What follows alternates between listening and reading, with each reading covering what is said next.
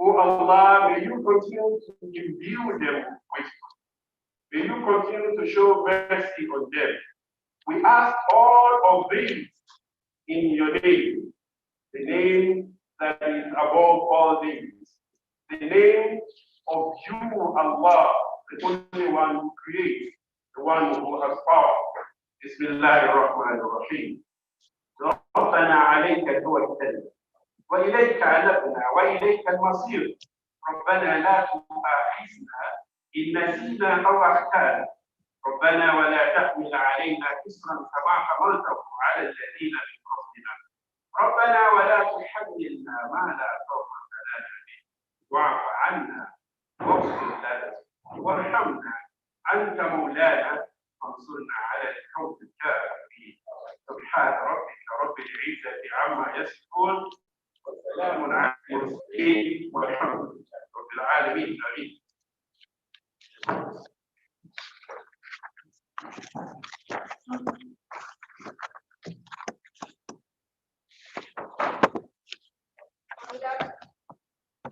And with that opening prayer by Imam Ahmad, I would like to welcome us formally to the fourth quarter 2050 meeting of NIREC with the theme, Questing for Peace in the Challenges of Insecurity and COVID-19.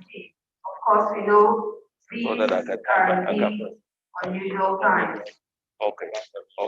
There is a welcome Oh, then the NPF, Secretary Government of the Federation and Chairman, Presidential Task Force on COVID-19, Boss Ida Mustafa.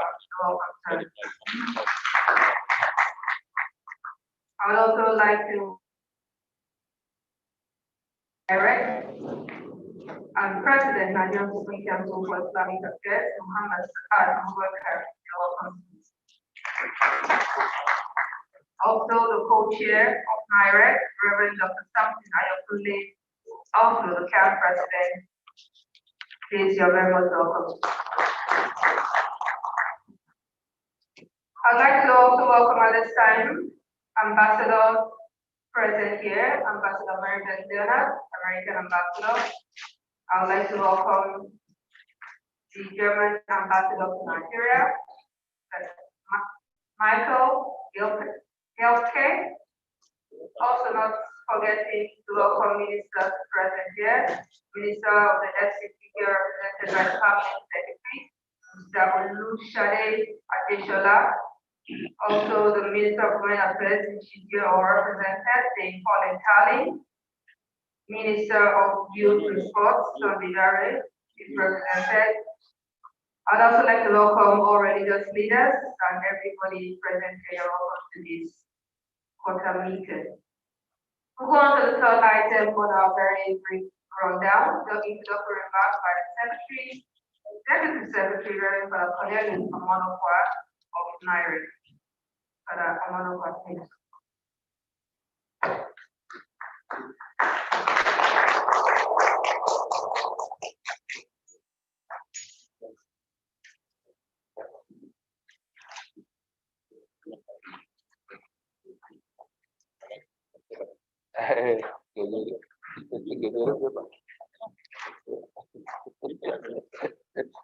Your Eminences, Your Excellencies, the Secretary of Government of the Federation of Mustafa, the Permanent Secretary, the new Permanent Secretary, we welcome you. Peace is a natural desire of the human heart. Every religion professes peace as a core value. This is expressed in salutation. In Judaism, the Hebrew greeting is Shalom Aleichem, with the response Aleichem Shalom. In Islam, the Arabic greeting is well known to us, so I say Assalamu Alaikum. And the response, I'm sure you will say Alaikum Salam. In Greek, the greeting is Hyrene Pas, while the Latin greeting is Pax Vobiscum. Ahimsa, meaning non-violence, is a cardinal principle of Hinduism, Buddhism, and Jainism as a means of finding peace or divine through union with the divine of the universe. The Hebrew word shalom, which is translated harmony in Greek, implies totality, completeness, success, fulfillment, wholeness, harmony, security, and wealth. Those who quest for peace must therefore avoid hate issues, because life, Proverbs chapter 18, verse 12.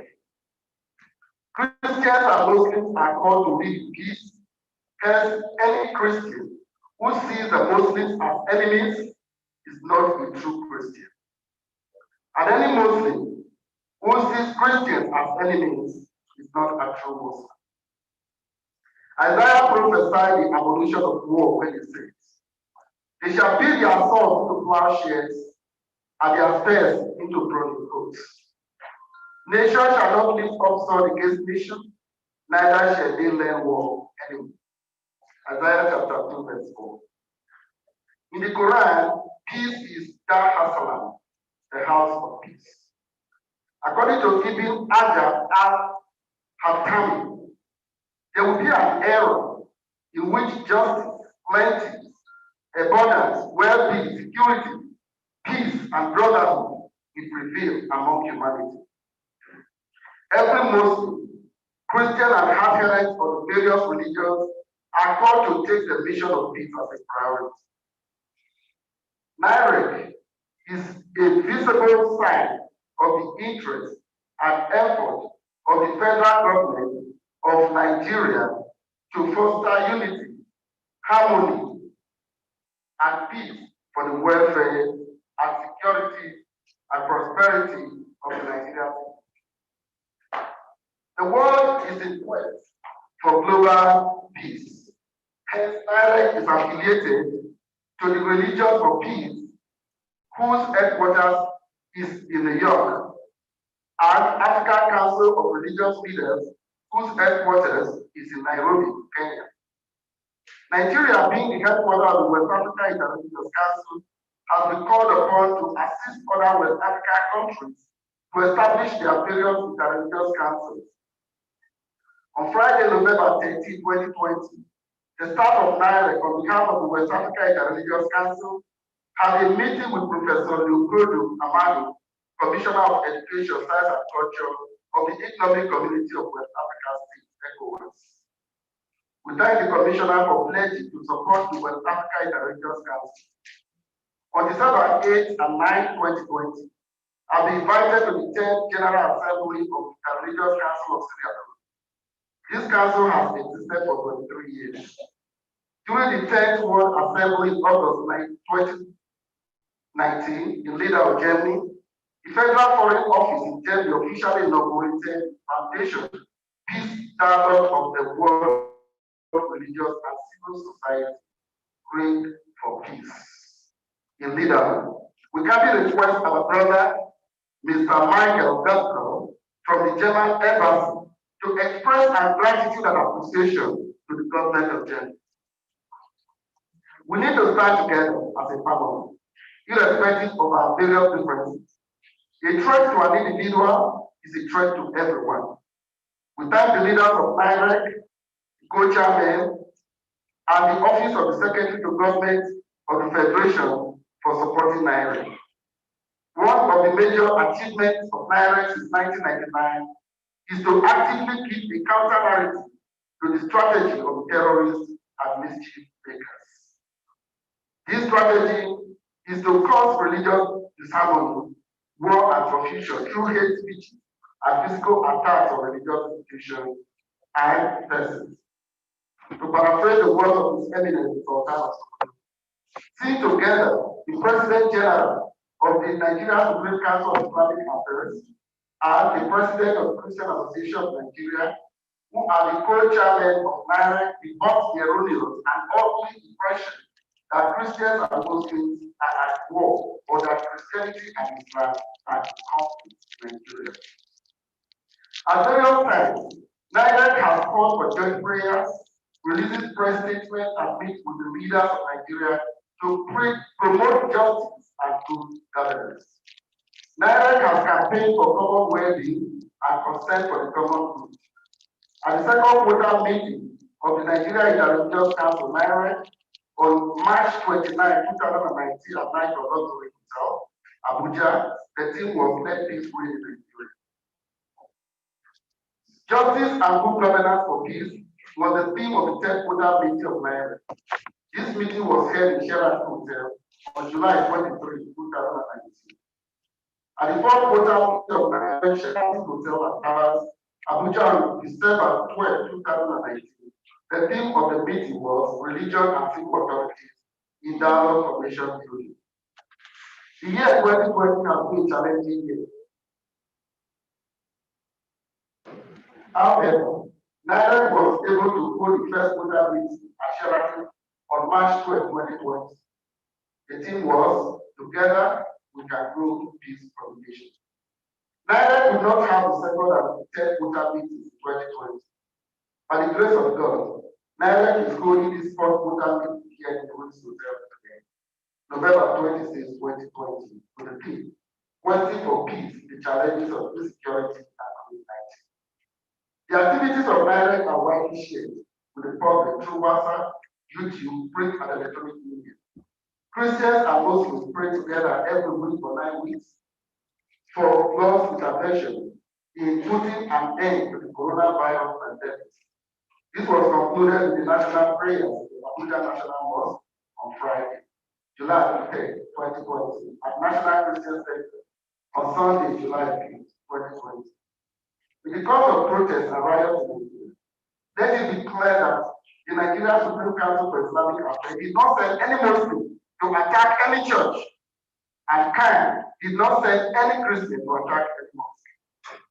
NIREC insists that humanity comes before ethnicity and religion. We must respect the fact that the human person is sacred. Dialogue is a sure way to peace. It is not a tribunal. It calls for mutual understanding such that dialogue becomes an activist for care and purity.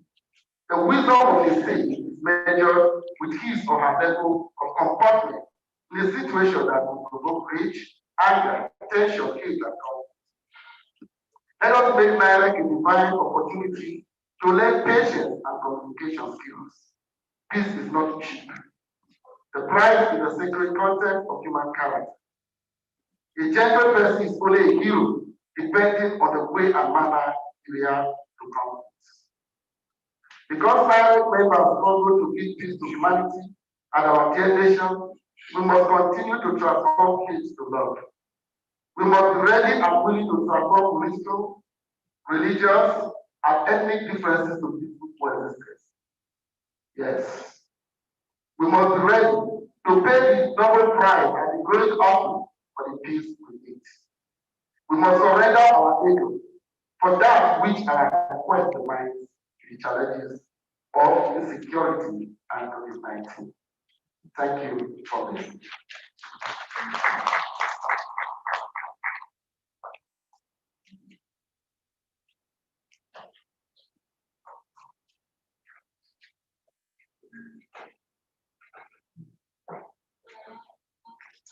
Thank you very much, the Executive Secretary, Father Professor Cornelius Romanova.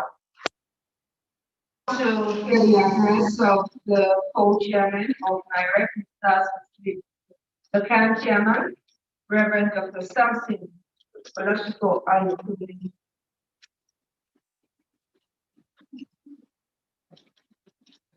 President. President of Christian Association of Nigeria.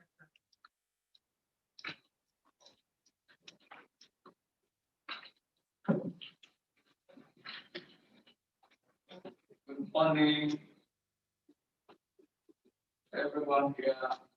The Secretary to the Government Administration, Mr. Mustafa, the president, the president of Nigeria, Affairs, and the Sultan of Sokoto, who is good chairman of this meeting, the Nigerian Religious Council, Your Excellency, the permanent secretary to the office of the secretary to the government for the federation meeting with us for the first time in this meeting. Today, you are warmly welcome to this meeting. I will pray that the Lord that comes to your witnesses to succeed in inviting peace between the government and us. We step you further in the name of Jesus. I welcome ladies and gentlemen, all the leaders of faith in Nigeria this meeting. I want to begin my comment with thanksgiving to God, the Almighty. Let me remove my pattern so that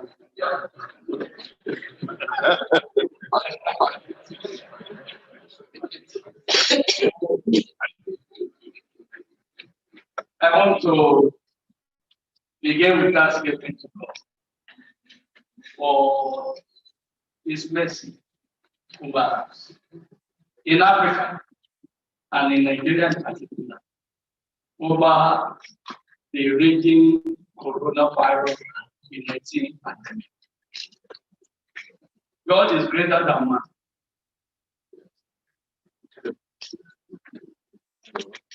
And we have said this, that the fact that somebody has amassed the weapons of mass destruction does not mean that it cannot be destroyed.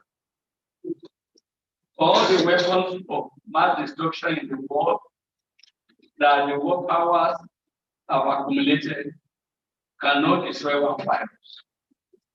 Over several months now, the presidents of the most powerful nations of the world have been panting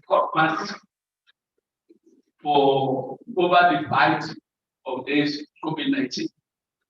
The prediction of the World Health Organization was that Nigeria alone will lose 30 million people to this pandemic. But here we are. God of mercy. We know that we do not have the technology, but we have it. So believing in Him, we call upon Him. Though people think that we are mad with it or about it, I've shown that He has not invited us to call upon Him in vain. To Him alone be the glory. Not millions died, not thousands died. And I think in terms of recovery rate, more people have recovered here in Nigeria, almost more than anywhere else in the world. So the name of the Lord be praised forever for this message. And as we are appreciating Him for this, may He wipe away the remaining traces of COVID-19 from our nation, Nigeria, in Jesus' name. Let's continue to pray and to trust God to do the best for us. What we cannot do for ourselves, He will do for us.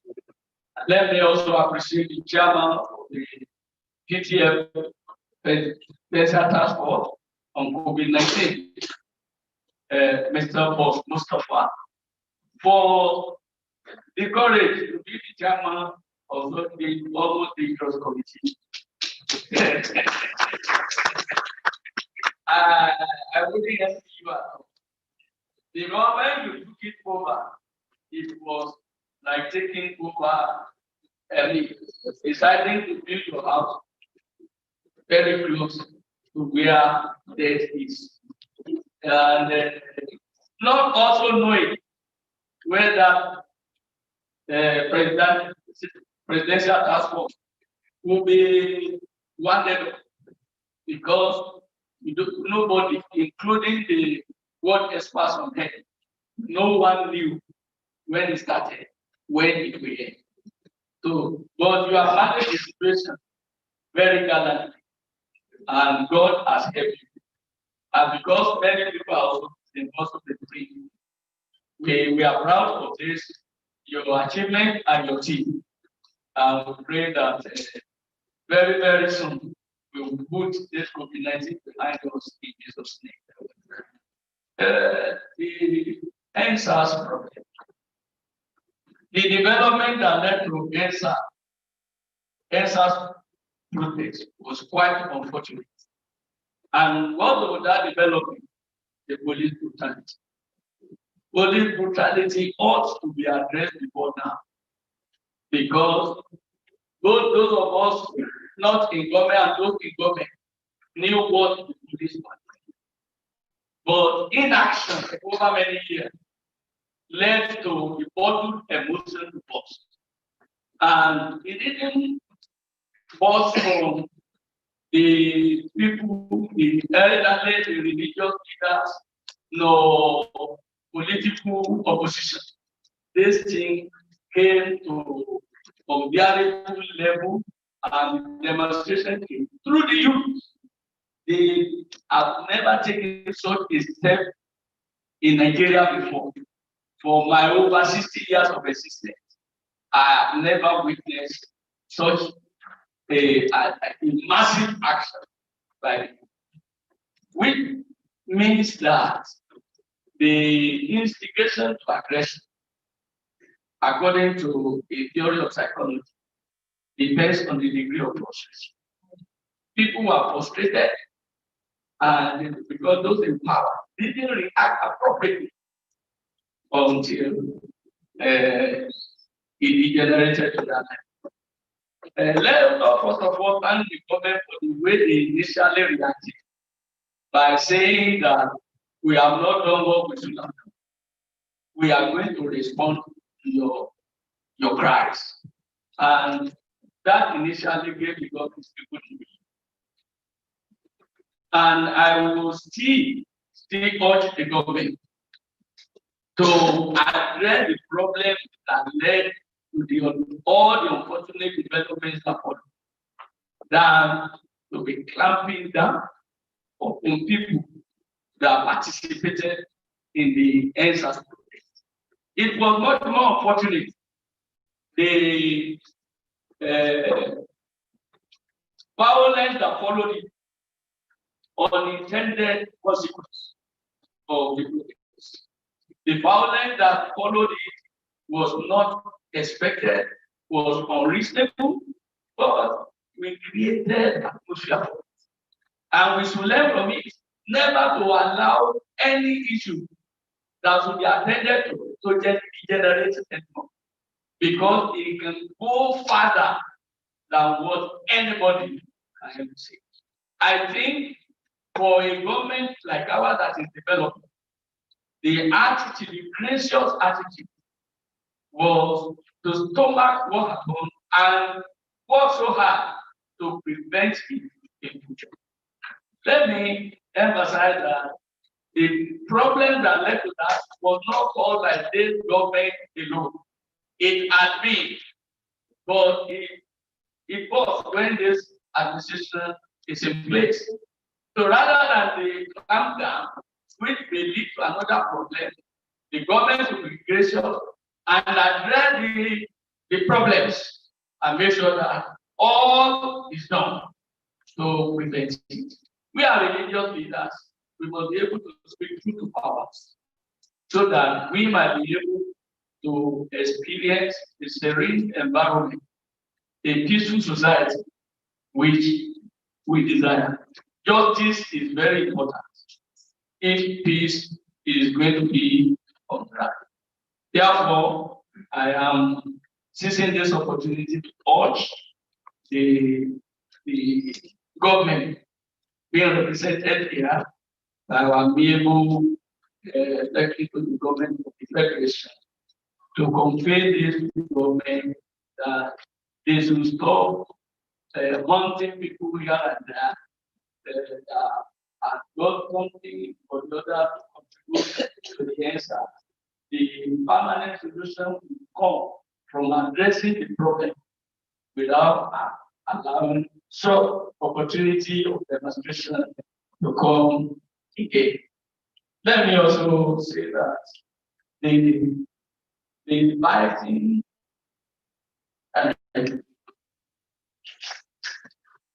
the fighting, the type of fighting coronavirus is not auspicious time for the increase in the prices of the home price, the home price at all.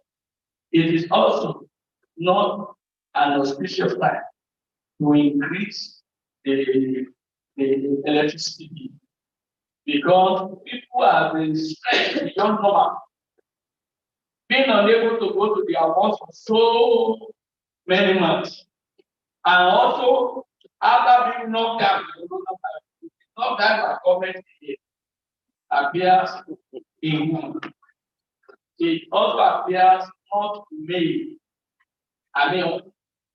not responsive to the pains of the people. We know that government is sincere because government does not have money to spend because of the coronavirus, but the pain do not be the way of getting out of that pain will not be placed upon the people who are already fighting for bread, unless we want to kill them. I and you feel the heat of coronavirus and the skyrocketing prices of especially food items in Nigeria today.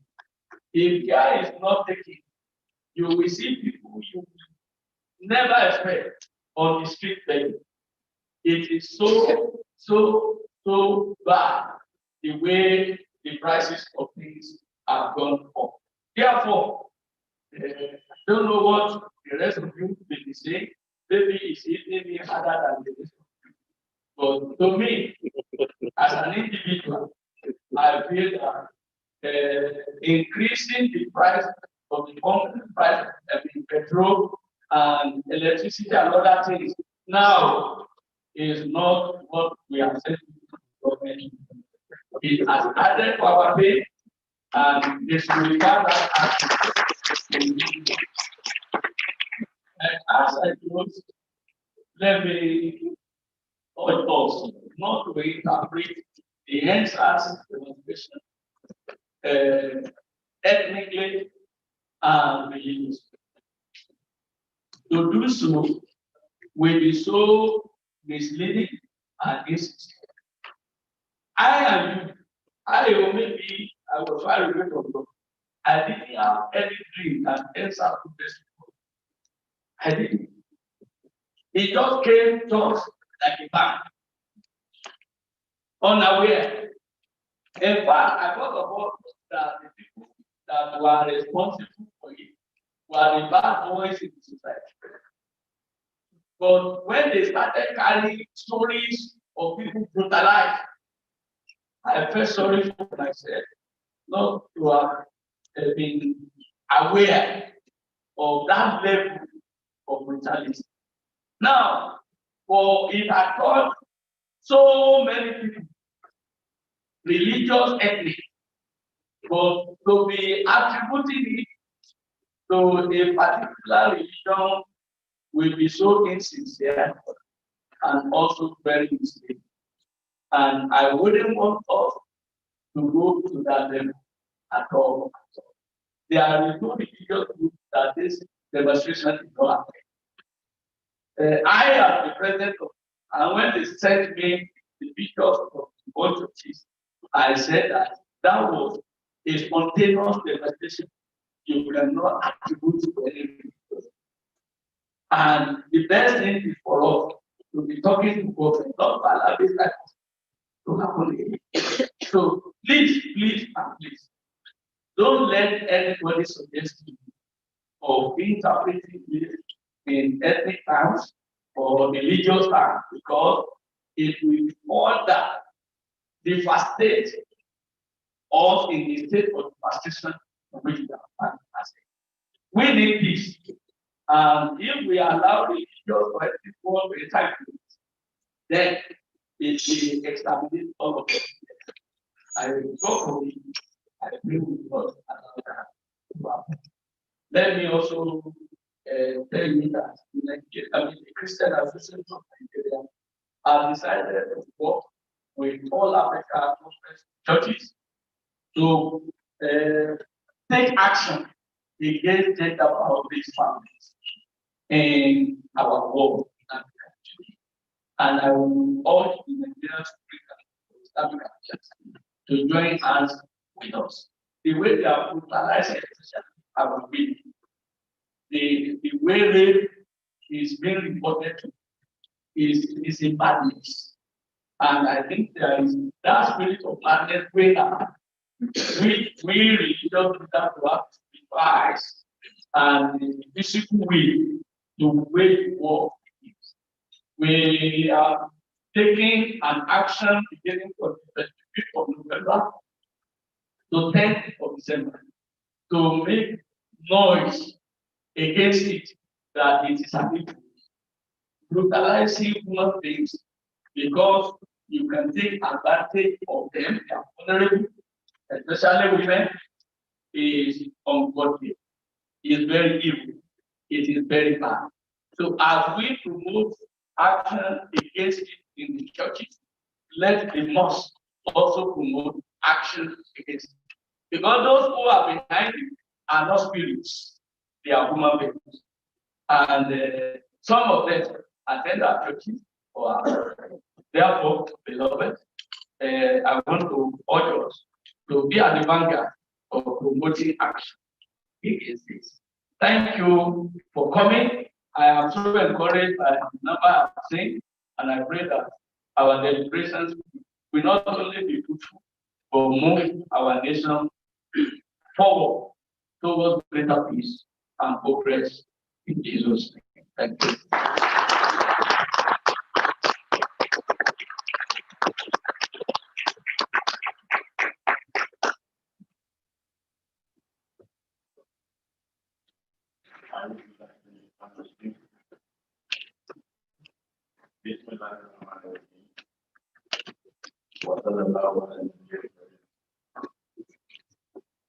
Among the distinguished sisters and brothers, Assalamu alaikum wa rahmatullahi wa barakatuh.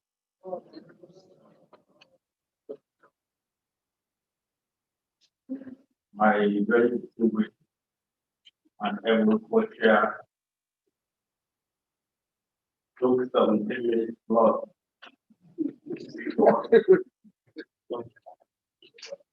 Yeah, I have said more than that because I'm taller than you. I didn't I'd like to take the introduction to make some remarks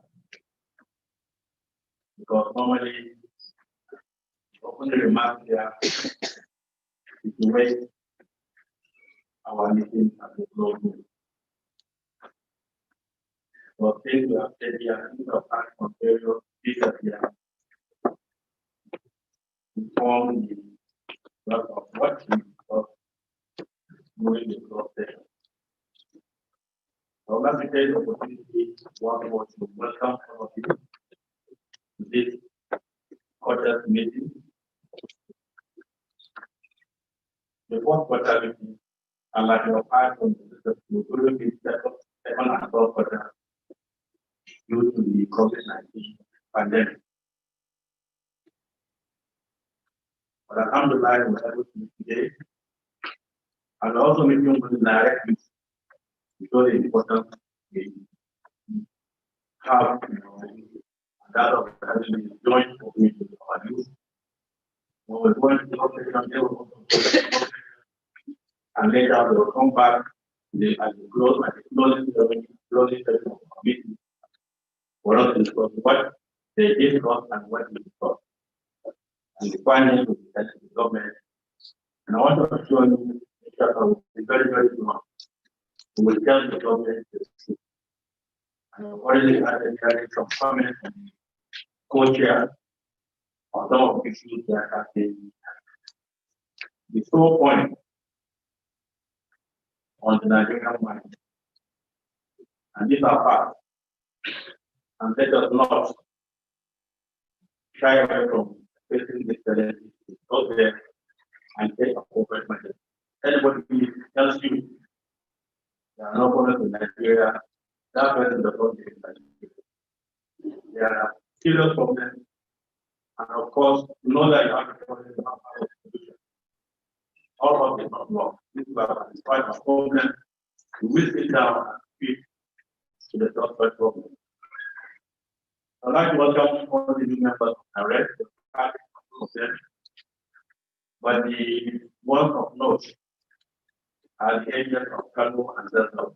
They are joining us for the first time, and some other members too. And also would like to communicate with our family members over the various topics we have with some of our direct members. Most notable, Sheikh Adam Idoko, who have been a very, very strong member of NAREC for a very long time. We'd like to offer our condolence to all family members that Sheikh Ahmed did in offering special prayers for all citizens of Nigeria who lost their lives over so many things that we are here once more as religious leaders in our great country, Nigeria. And I would like to thank you all for taking time to be here. But before, let me just raise your morale a little bit. I read a few days ago, or a few weeks ago, a Polish author, an author from Poland, wrote a new vaccine that was created should be tried on tissues first. If they survive, then the vaccine is safe. If they don't, then the country is safe. So if the majority don't survive, then the country is safe. You know what that means? So I'd like to say some big points, very important points. My co-chair has addressed the issue of that. And we're seeing what came after the design input project into violence that we never touched in the religion on innocent individuals, groups, and business. And the message is colossal. We're talking of trillions now to be killed. And I want to ask the question, why do we keep on inflicting injuries on ourselves? Deliberately. The amount needed to put together this back in the construction was so much that the money could have been used for something else. Do we expect people from outside Nigeria to come here and help us? They will not. We, the Nigerians in this country, are the ones who will rise up 100%. Let's not deceive ourselves. Somebody from outside this country loves us more than we love ourselves. They don't. They love what we have. And we all know that. So let's go into a section where we discuss all these issues in a very, very serious manner. And when we do send our recommendations to the government of the day of the nation, please, the government should see that as a patriotic action of patriotic Nigerians who care for Nigerians. We are not politicians. We don't play politics. We are the fathers of politics and politicians. When they stand president, the portrait of the people, rising prices of food stuff, it's true. In fact, a very humorous one is the cost of onion. Just that if you see the cartoon, the videos and whatever on onion. How much an onion costs now in Nigeria? Just to give you a little tip. So what I said, yes, is true. And I think we need to really sit down and look at some of these things because a hungry man is an hungry man. If you don't have food, you don't have anything. If you don't have food, if you don't eat, you can't even worship. And if you don't worship, the mentor, the main reason why Almighty God created from worship was they are useless. Therefore, let's stop destroying our own property. I think somebody has to come and reveal those things to us. They cannot and they will not be true. Therefore, all issues, all problems are not just answered. We need to sit down in a very serious national dialogue to discuss these issues. We have not rushed out of patriotic, distinguished Nigerians who can provide solutions to so many problems. Some have already done so. But the issue is do we take this thing out, help them and bring them up there, discuss them, and then find solutions. I mean, implement those solutions. That's what we need to do. And I've said so many times and so many forums. We have not rushed out of, we don't have, we have not rushed out of recommendations, solutions, or problems. What we lack is implementation and that sense of purpose to do the right thing. So we don't like doing the right thing, always want to cut corners. And that's one of the biggest problems are facing.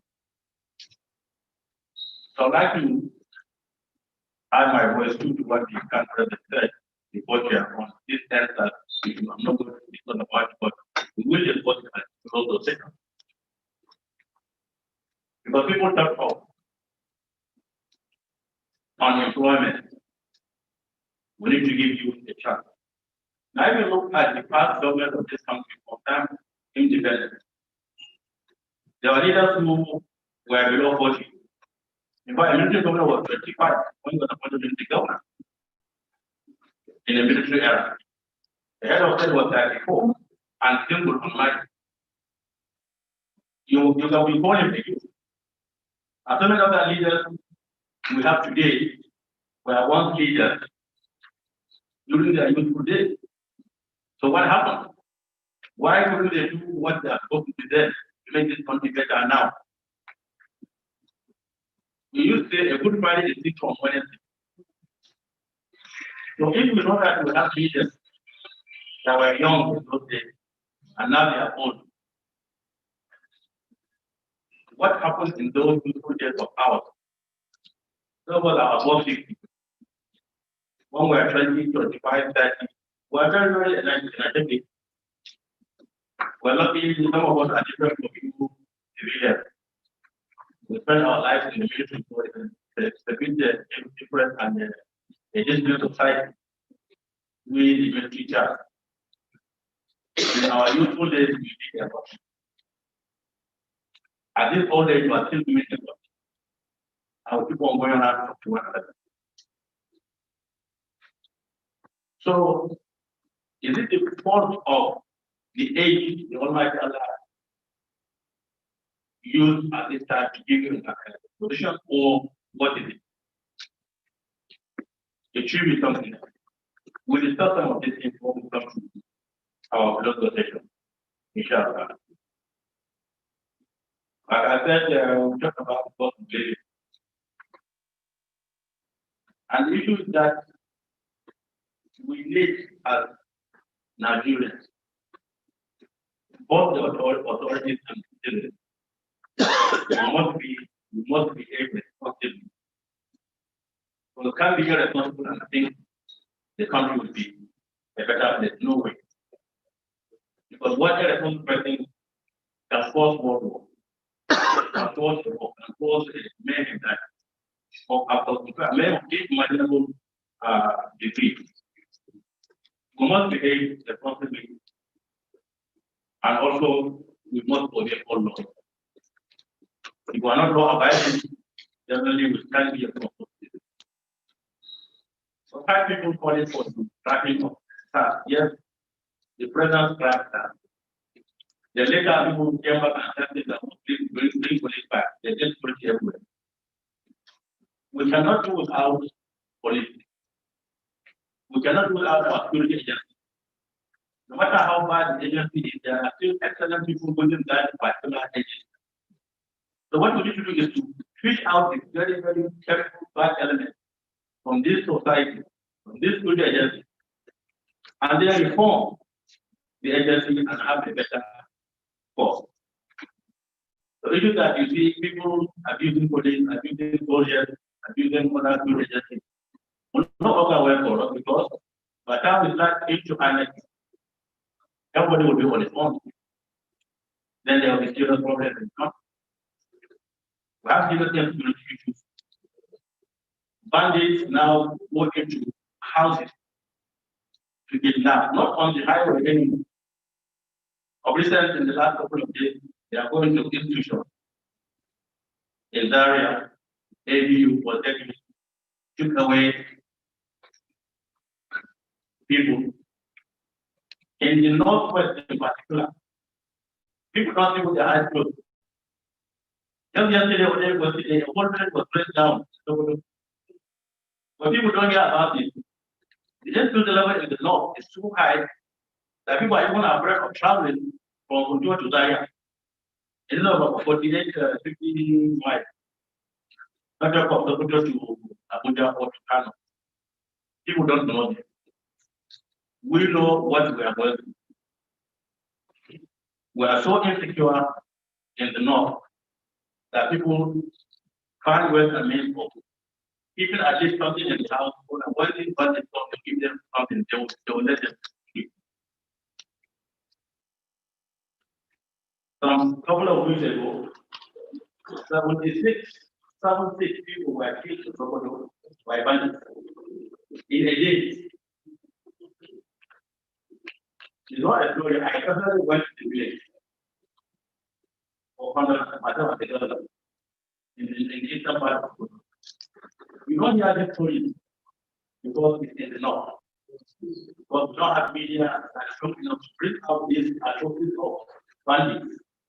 So people feel or think not secure. No, not is not secure at all. So I want it to be dishonest. Because bandits go about in villages with their AK and never talk there. They talk at the market, buy things, give them money, they do collect change. With a weapon. I'm telling you this as fast. I'm telling you so that when we go to the station, we know what it is. I'm making this as a public forum. Let people know they are carrying from me. But I'm at the center of it. I'm what the traditional agriculture here. That's a lot of leaders in Syria, the area of Palestine, they also religious leaders. They are religious leaders. They are religious leaders. And that's why they will provide it.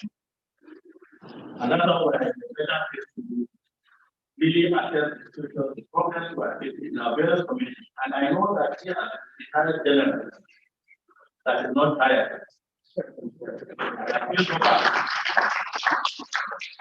I know the security problems facing the north. I can speak for the north. And I think it's very serious. High time we need that together to discuss this issue and find a solution. You know, one day I found that why is everywhere? I found that it cannot even be in your own home, not about it. And I think it's important for us as religious leaders, our two holy books, all of them. We must love one another, we must love your neighbor more than I mean, sometimes you love it, but when you are a neighbor, you should love somebody more than you know yourself. That neighbor, and vice versa. Another important because leader, what is the way out? And I want to assure you, won't become positive. And the whole year, I'll bring the people out, we'll discuss them, and then we'll know what to do. I'll send this proposal to the government of the federation.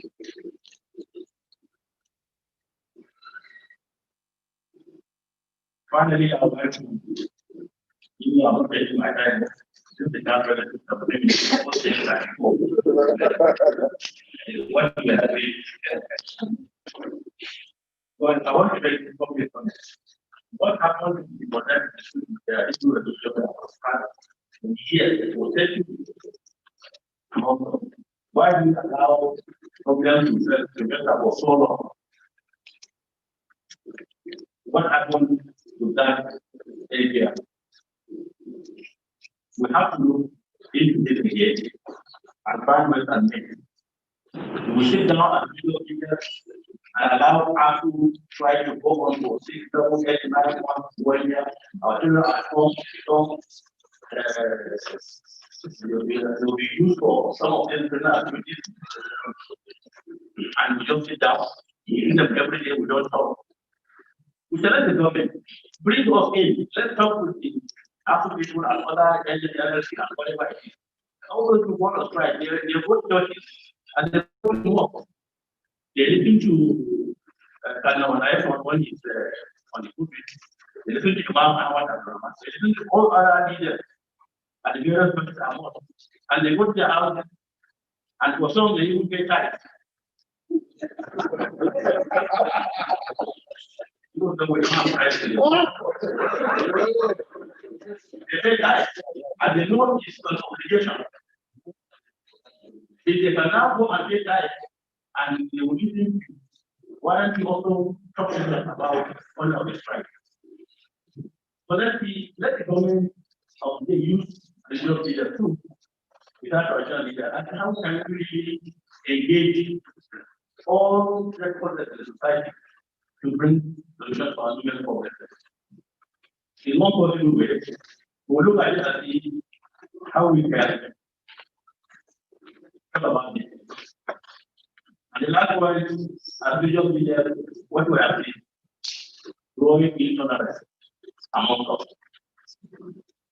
So I can't see any reason why anybody, or whatever faith, will have a problem with a Muslim here wearing hijab. I don't tell you what. Now, if they don't want to wear hijab, go ahead.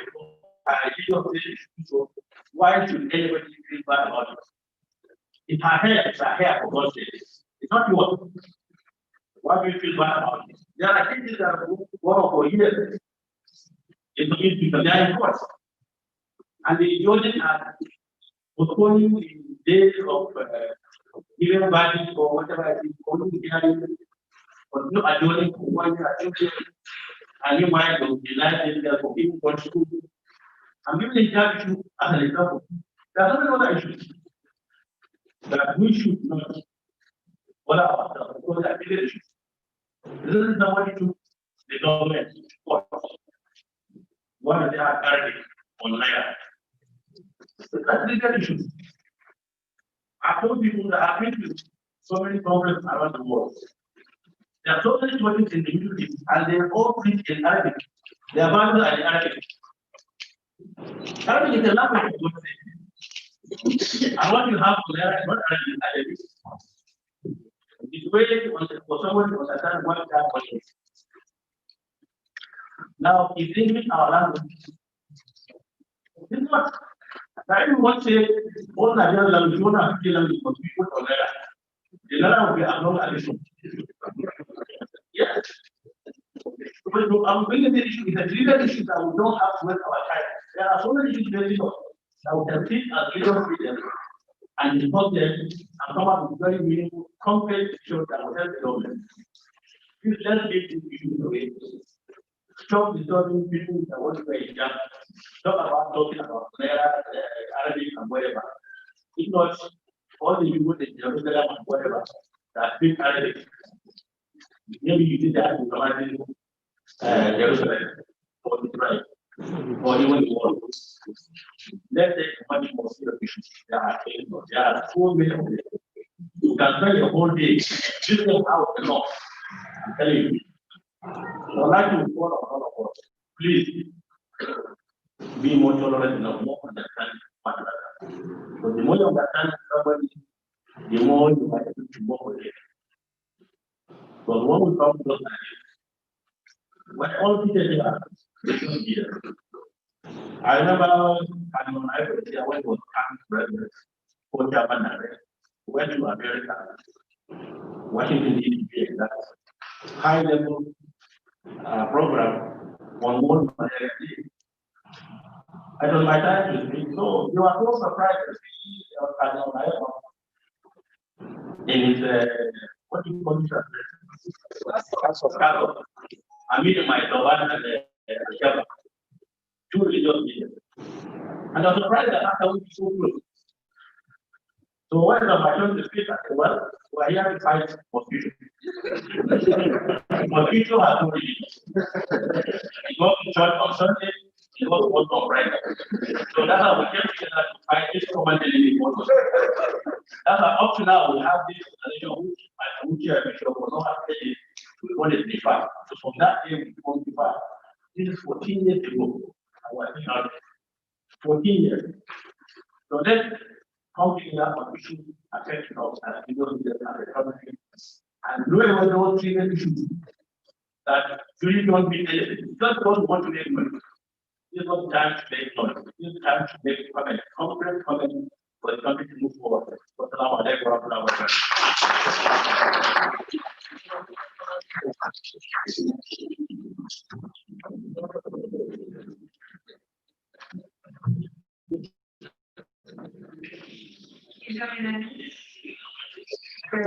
Sultan Sotojo, Muhammad is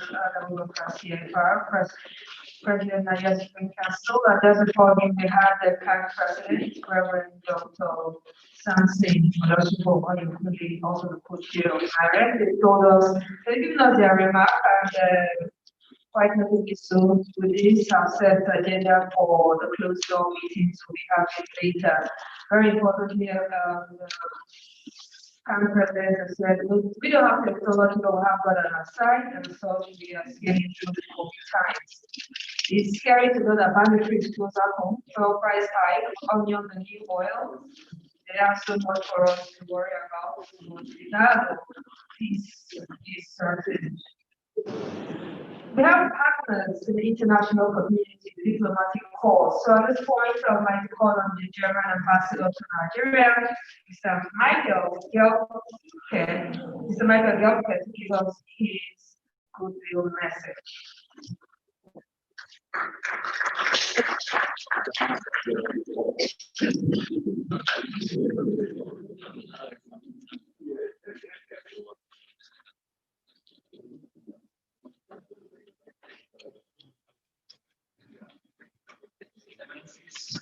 Excellencies, ladies and gentlemen, standing on protocol observed, I want to wish you all a pleasant good morning.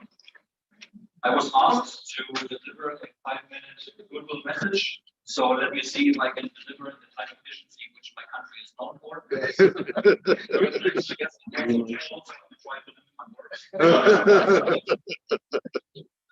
Let me start by saying I'm flattered that I pass as German ambassador, not just to set things right, I am representing Her Excellency the German ambassador today. I want to start by saying that I'm very encouraged to see so many leaders who meet here today. Personally, I have very fond memories of IREC and of being in your midst. When I attended my first quarterly meeting, which was sometime last year, it must have been August, I was still relatively new in Nigeria at the time. And I remember that I left that meeting feeling very inspired. Inspired by the presence of many eminent religious and traditional leaders, inspired by the visionary speeches which I heard and by the substantial conversations I enjoyed before and after the meeting, and also inspired by an atmosphere of unity and peace that emanated from that meeting. So today I want to commend IREC for the important work it's doing and also for convening today's quarterly meeting. Excellencies, ladies and gentlemen, interreligious dialogue forms the core of IREC's mandate. At the same time, it is also featured prominently in Germany's foreign policy. In fact, in the German Federal Foreign Office in Berlin, you will find an entire division which is called Religion and Foreign Policy that is working precisely in that field. The nexus of religion and foreign policy. Because in my opinion, it is obvious that religious leaders and organizations play an important role in foreign policy and can be pivotal agents for change in society. Men and women of faith, spanning all religions and regions, play critical roles in ensuring peace and security, development, and human rights.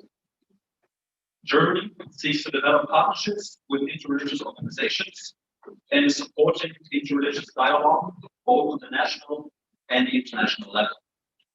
Internationally, we work with organizations such as Religions for Peace or Ring for Peace, to give two examples. You might recall that last year, Religion for Peace convened its 10th World Assembly in Germany. At the time, more than 900 leaders convened in the beautiful city of Lindau in southern Germany on the shores of Lake Constance. I grew up not too far from there, so I'm biased, of course, but it is a beautiful place. Anyways, the German Federal Foreign Office supported the assembly, which is just one example of our work in the field of interreligious dialogue. On the national level, we seek to engage with actors like Naira to better understand the realities on the ground in countries around the globe. Undeniably, it often is religious leaders that have the best access to people at the local level. Men and women of faith are generally more closely involved with communities than a diplomat, a civil servant, or maybe any government worker ever could be. Interreligious dialogue can play a pivotal role in overcoming complex challenges, such as the challenges of insecurity and COVID-19, which we will be focusing on today and in the coming days. Excellencies, ladies and gentlemen, let me close by wishing you all a very fruitful deliberation and a successful quality meeting. The government of Germany commends your efforts and is looking forward to further engage with you in the future. Thank you all for your kind attention, and may peace reign in this beautiful country of Nigeria.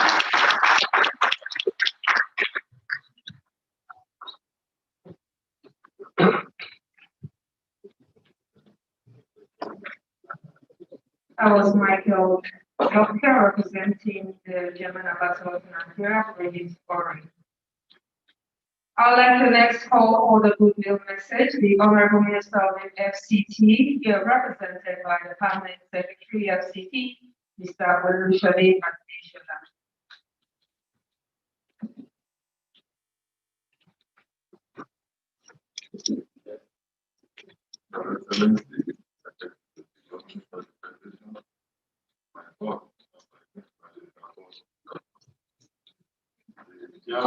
The chairman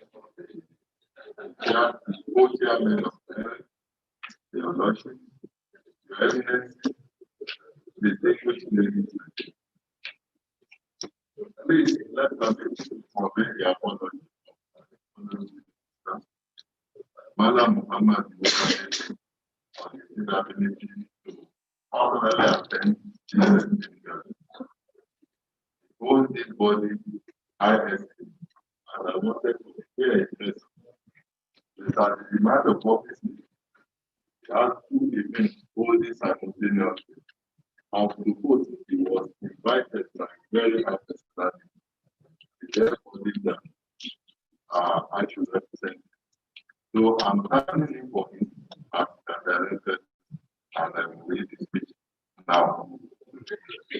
On behalf of the administration and residents of the Federal Territory, it is my honor to convey sincere felicitation to the Nigeria Inter-Religious Council Benin, the occasion of the fourth quarter of 2023. Permit me to begin by welcoming you all to Abuja and acknowledging your relevant position, not only as spiritual leaders, but also considered custodians of our nation for the compact. Council has over the years provided a beginning of life through some of our most difficult challenges as a nation and as a nation. And for that, before you the world interventions and well-considered advice and opinions have built bridges over the years ago. Those mutual trust and provided support for healing communities across the country. Our nation, like many other countries all over the world, facing unprecedented challenges brought about by COVID-19 pandemic. The COVID-19 has entered our lives so much that it has presented people return to our mass. As to the movement is pandemic, some of us we are worried about COVID. Once COVID now is anymore with anything we have it yet. Now that our mind, because it has continued to kill the NSAS process in various parts of the country that follow the opening of lockdown also brought to the fore the illegal unceasing violence that involve mass looting of and wanton destruction of good buildings and private property. That is why your team for this meeting, which is question for peace and the challenges of this security and COVID-19, is not only very relevant, but it is not at all. Confronting and solving these challenges without the support and cooperation of all Nigerians, regardless of religion, gender, or age. This is where Nigeria, with the far-reaching influence across all strata of the Nigerian society, can play a very major role in ensuring that peace is living. By using the power of the people, the message of peace, mutual respect for the fellow human and conforming with helpful functions go a long way in ensuring that we realize our objectives. I trust that we use the opportunity provided by this meeting to seek for new ways to further advance coexistence among our people, as this is nothing we properly confront and perform our other countries. Our doors in the administration remain open to Nigeria. We welcome all efforts that will promote and foster unity among Nigerians. On this note, I want to welcome you to Africa and wish you all a productive and rewarding. Thank you all for your valued attention and in God's bless of God. The peace of God, the strength of God, be with you all. Thank you.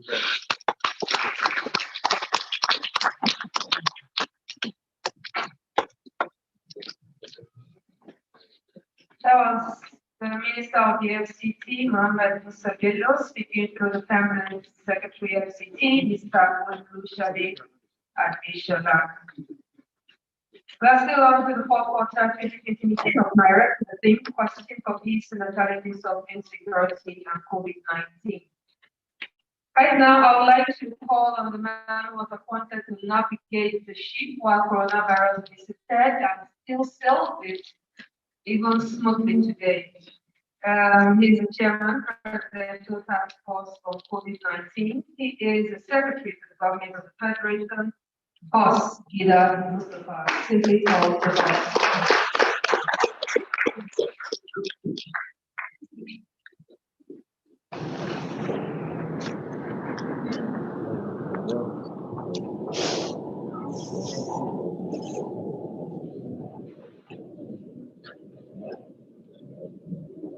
Your Eminence,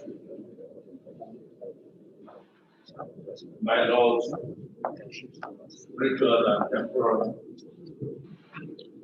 Your Excellencies, members of the diplomatic corps, Permanent Secretary here present, distinguished ladies and gentlemen. Before I forget, let me welcome truly the youth that have been invited to this joint meeting of NIREC. Your Excellency, it gives me great pleasure to be here of the fourth quarter meeting of the Nigerian Inter-Religious Council, NIREC, holding in Abuja. This expanded meeting, which involves the youth wings from the Christian Association of Nigeria, CAN, and the Jamaatu Nasrul Islam, JNI, is holding at a time when our dear country requires enduring solutions to critical challenges it faces. These challenges include, but are not limited to the COVID-19 pandemic, economic downfall, insecurity, and the effect of the NSAS protest by the youth. Let me at this point thank the joint conveners of NIREC, His Eminence Alhaji Abubakar, the Sultan of Sokoto, and His Eminence Reverend Dr. Samson Supo Ayokole, the President of the Christian Association of Nigeria, for their leadership and unwavering commitment to the mission of peaceful coexistence, security, and development of our nation. Let me also convey the deep appreciation of His Excellency Muhammad Buhari, President of the Federal Republic of Nigeria, for organizing the national healing and protection prayers at the peak of the COVID-19 pandemic in July 2020. You have all been part of the success story in the national response, but there is no doubt that more work is required and all hands must remain on deck. As heavily alluded to by the Sultan and the current president, the entire world often wondered how Nigeria was able to navigate the predictions of doom when COVID-19 showed up, ravaging not only lives but livelihoods all across the globe. I want to thank you particularly for the leadership of NIREC and the membership for the great work that you have done in your various constituencies and communities to help enrich the national response as developed by the presidential council,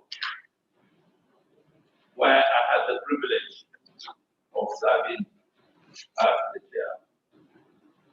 But to underpin this, we remain eternally grateful to God for His mercies in helping us navigate the pandemic in our country and on the continent of Africa. The theme for this fourth quarter is going to be question for peace in the challenges of insecurity and COVID-19. It's very apt, considering the fact that peace and security are very critical ingredients for growth and development. Today, despite all efforts, including the deployment of enormous resources, our country still faces a measure of insecurity which is impacting negatively on our economy, social life, education of children and young persons, investment, and remains a threat to life and livelihood. I urge NIREC to use its traditional and religious capacity to further escalate its outreach to all Nigerians especially our youth and the grassroots. Though the Constitution of the Federal Republic of Nigeria places the responsibility for security and safety on government, all citizens must be actively involved.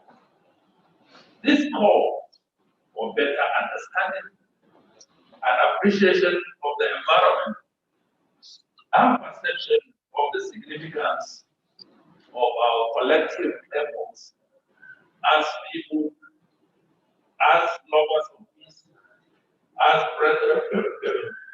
The message to Nigerians at the grassroots should include the need for vigilance, national consciousness, patriotism, and personal commitment to the indivisibility of our great country, Nigeria.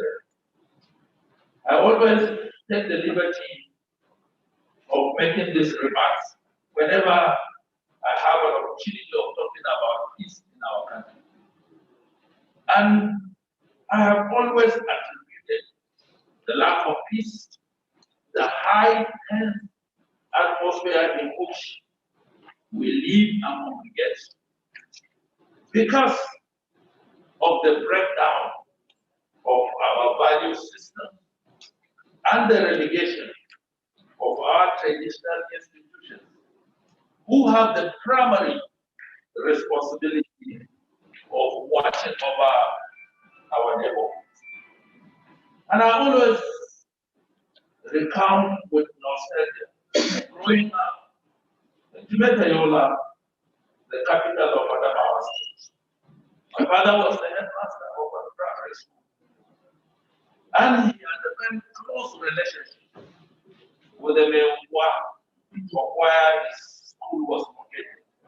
And I know vividly there was no way in the early 60s for anybody to come into our community without us reporting to the semblance of civilian rulership and leadership in that community.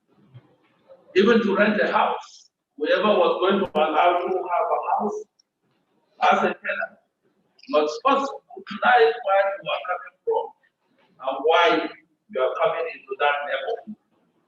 And if needed, that matter can be escalated to the Mewa, who would have to verify whether you have come with the best of intentions or not before you will even be allowed to have the privilege as a tenant in the community. But I think with the development and introduction of Western concepts, we have kind of relegated those institutions that gave us the cover and protection around our communities. Now we have communities where value systems are completely eroded or destroyed, no semblance of any civil authority. And we begin to ask questions, why do we have the level of insecurity in our community? And oftentimes, that responsibility is kept at the doorstep of government. I'm not saying that government does not have responsibility. I had alluded to the constitutional. But our security as a people, our safety as a people, is the entire responsibility of each and every one of us. Since the beginning of 2020, humanity has been under the siege of COVID-19 pandemic, which has warranted the deployment of drastic measures including lockdowns, closure of schools, international airfares, places of worship, businesses, government office. It is on behalf of government, I wish to acknowledge your positive role in the national response, which has proved successful so far in Nigeria and in Africa. I was just reading before I came up here some of the protocols we get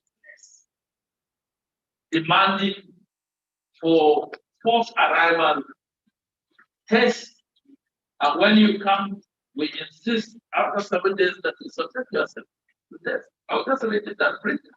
Germany are copied from our exercise.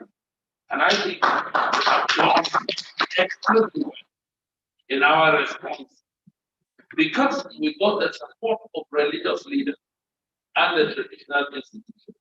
And for that, I say thank you for the great job that you have been doing. I wish to acknowledge your positive role in the national response which has moved us. Unfortunately, we have lost several of our compatriots, including close associates.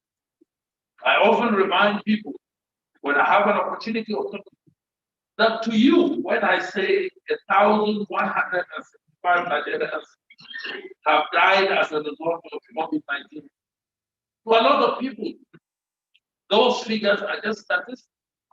To me, I can place best on those numbers because in the course of this pandemic, I've lost colleagues that work closely with me in the last 3 years. I've lost friends, I've lost classmates, I've lost people that I have come across in the course of my journey of life. So, what is the message here? COVID-19 is real. It is still dangerous. It's virulent. COVID-19 is not in recession. Our economy and the economies of the world could be in recession, but COVID-19 is breaking. All established democracies and economies have come under the ravaging effect of COVID-19. And you can see for yourself what is happening. However, we are all witnesses to the ongoing developments in other jurisdictions around the world, where well-established medical systems have been ravaged and tens of thousands are reportedly infected daily. One of the major democracies within a period of 4 or 5 days reported over 1 billion infections. Over 250,000 days. That number is astronomical. And it is only your prayers and your support that has helped us this way. It has become imperative for us, therefore, to double our efforts. Steps to be taken include, as I appeal to you to continue, intensification of risk communication. Like with the pending holiday season, festivities, Christmas and New Year festivities, people should perceive their risk and decide whether they want to congregate in large numbers, they want to travel. As chairman of the Presidential Council, we have even issued advisories with regard to travels. Don't travel to high-burden countries. This is not the time to travel. If it is not necessary, perceive the risk and take a decision. And we are always perceiving risk. If you come to a junction point on a highway, you take a decision as of the time you want to cross that highway. That is a perception of risk. Why can't we do it when it comes to matters of our health? The other thing that I would appeal to the traditional rulers and religious leaders is to continue to deepen our community engagement. Because that is the only way we can have a buy-in to whatever we put in place. We must continue to change the narrative on our perception of the fact that this country has nothing to offer us. And I'm appealing particularly to the youth. I started my political journey as a youth. When I won elections to come to the Constituent Assembly here in Abuja in 1988, I was a young man. I didn't even have a wife. I was not married. But I contested election in Yola Federal Constituency. I won the election and I came here to craft the 1989 Constitution under the Ibrahim Babangida regime. I was a young man. I just come out of school. But because I resolved that my youth was an advantage and not a disadvantage, I was able to wear.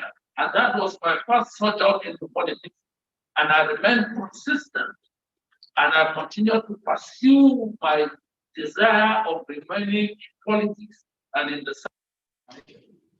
Today, by the grace of God and your prayers, serve as the secretary of the not because I'm the most qualified, but because I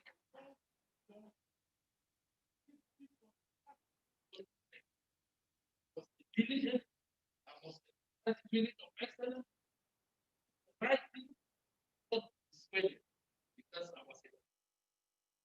Continue to change the narrative of stigmatization when dealing with COVID or when dealing with your ambitious young person. Continue to understand what you intend to achieve. For COVID, let's adhere to the non-pharmaceutical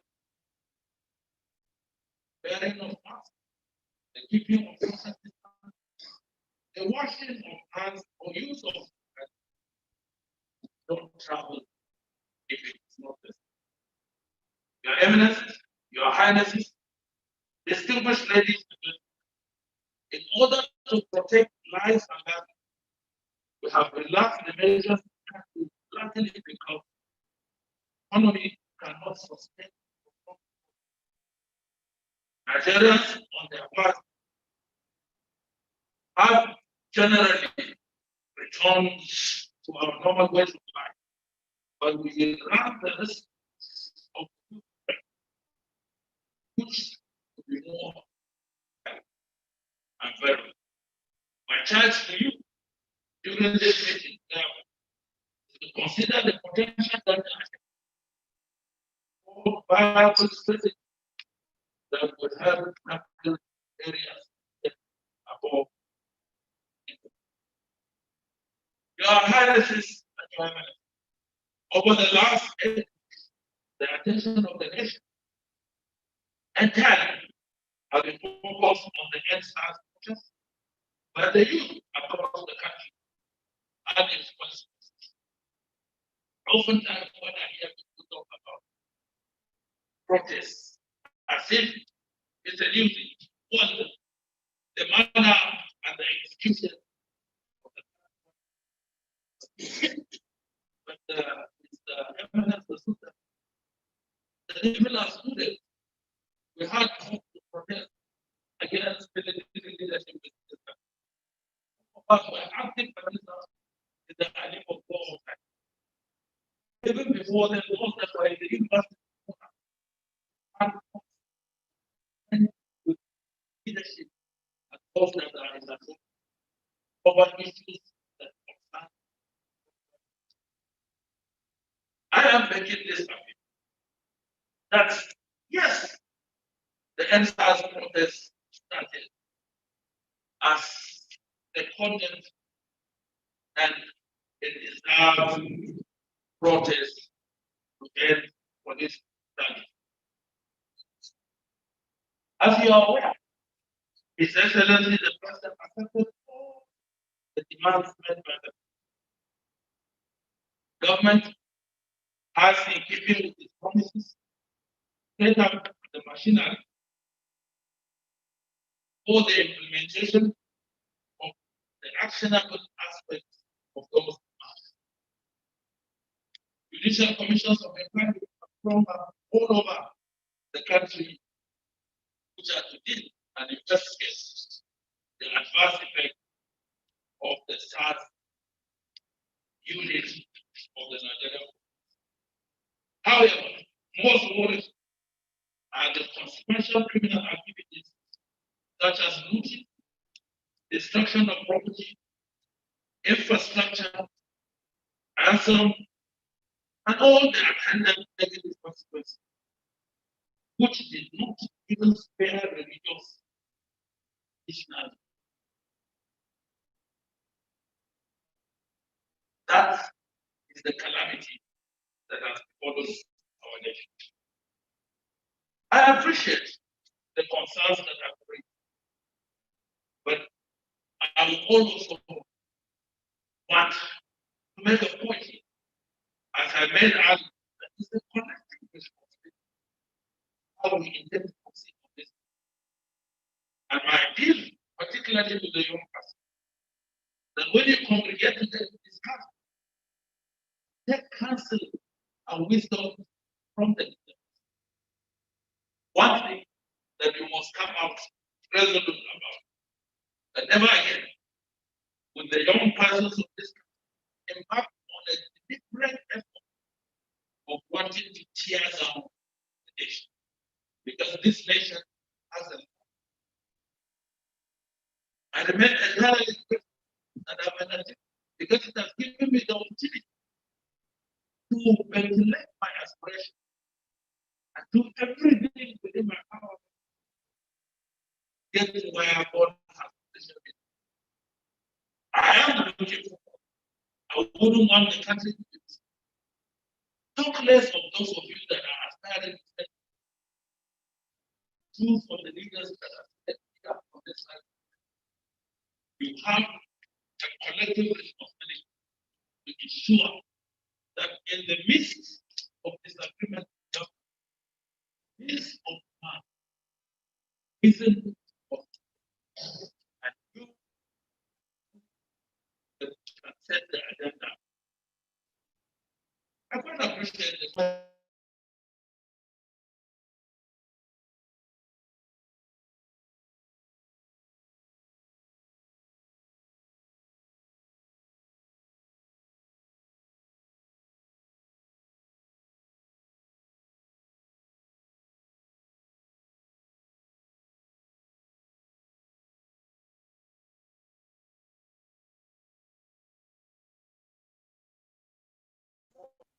%6. That quarter was a clear indication that yes, most countries of the world are in recession. Even developed nations have got a 2-digit figure decline.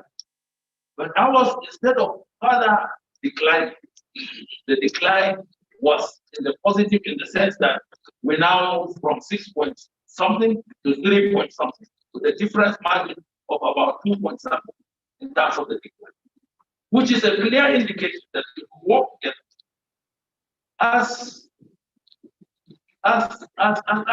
most people would think that we do not have an economy. We have a buoyant economy, the biggest on the continent of Africa. We should be exiting recession by the first quarter of 2021. That is the Nigerian spirit. That is the Nigerian resilience that I want the youth of our country to take up and make sure that they rise as the basis of their engagement with government. There is no doubt that this protest tested the very fabric of our sense of security, respect for culture, tradition, and governance down to the community level. The involvement of the youth in this meeting provides a huge window of opportunity to discuss, develop strategies for engagement with our youth in a structured manner going forward. Government therefore looks forward to very strong recommendations at the end of this meeting that will help to improve policies and programs. I therefore call on NARA to continue to support government by preaching and admonishing their adherents to wear the garment of peace, eschew violence, drug abuse, adhere to the non-pharmaceutical intervention measures, and help to escalate youth engagement. We have a wonderful country. We have a beautiful country. Going forward, we have a collective responsibility to ensure that peace and tranquility prevails in this nation. With this very few remarks, Your Eminence, It is now we are open the fourth quarter 2020 meeting of the Nigerian Religious Council. And I thank you all for listening. I wish you a very, very thank you.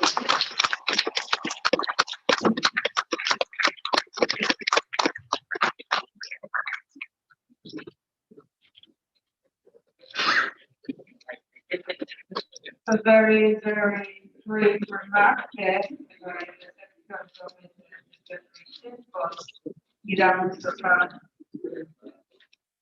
Indeed, big shoes requiring the big person with big feet. That's why we're serving to get the presidential track force on COVID-19. Summary, despite our conditions, region must prevail, despite the different conditions we have. With the speeches we've had so far, we have an idea of what our closed session will be like. And I hope that at the end of the closed session, we come out with a roadmap to move forward. It's time for our paper presentations now. And first, I would like to call on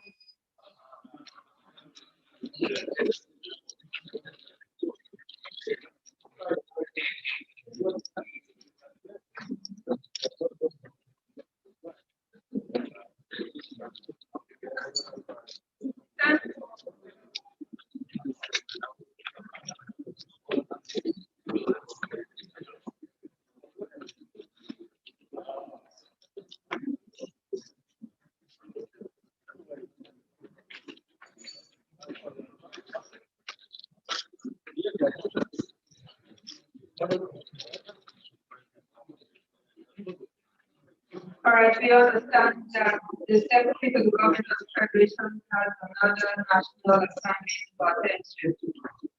We'll go on to our prepared presentations now. We have two presenters today, and these presenters are very notable interfaith engagement.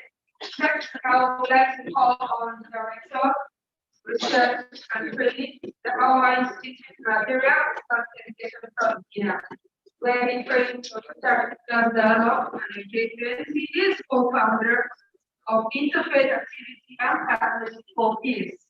In 2014, he was a delegate at the National PAC representing the Secretary for Islamic Affairs, where he made a powerful speech which made headlines, said, God is not a religious deal. At the end of that PAC, we pray that all growth is humanity and respect for each other.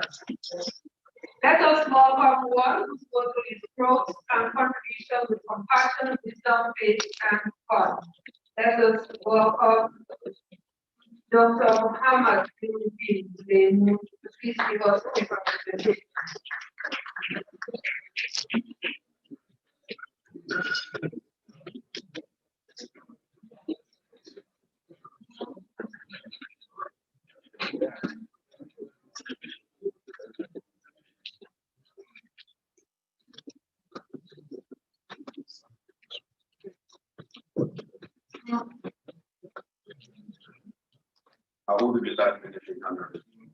I say great God from Satan's curse.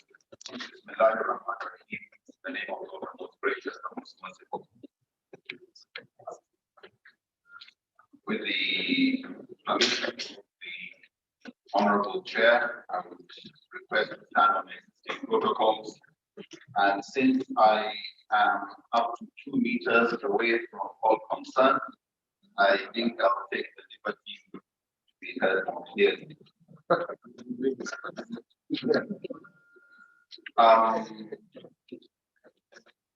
His Royal Highness the Jesus Lupe is in front of me, which is a bit awkward because I wanted to say something about the first Lupe man who went to Lagos. Maybe it's better I talk about the person they moved man who went to Lagos, being a man from Lagos myself. And I'll use this more as a parable,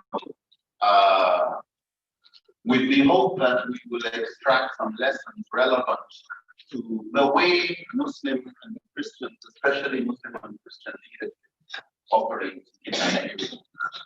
What we focus on and how, if we are not careful, natural selection, survival of the fittest or survival of the most fitting may make religious institutions more and more irrelevant. It says that this first Nupe man from Lagos went to Lagos. Never been there, has some relatives somewhere around the IKK area, got onto the bus. As he was approaching Lagos, he slept. Finally, with his colleague, he reached somewhere close to Marina, and his colleague touched him. Wake up, oh, see this place. We are in Lagos. The man looked out of the window and he had never seen skyscrapers like that before. Tall buildings. He told the driver, just wait, we have arrived. So he got out and he started to look around, looking at these buildings. Look at action. As he was looking, one area boy was around. He said, hey, what are you doing? He said, I've never seen buildings this big before. He said, wait, so you can't just be looking at buildings anyhow, you have to pay. He said, hey, yes, so 100 naira per building that you look at. So how many buildings do you look at? He said, only 4. But okay, that is 400 naira. 400 naira. I bring 200. So he gave him 200. And as the area boy was going away, laughing, our person came out from the also turned away laughing.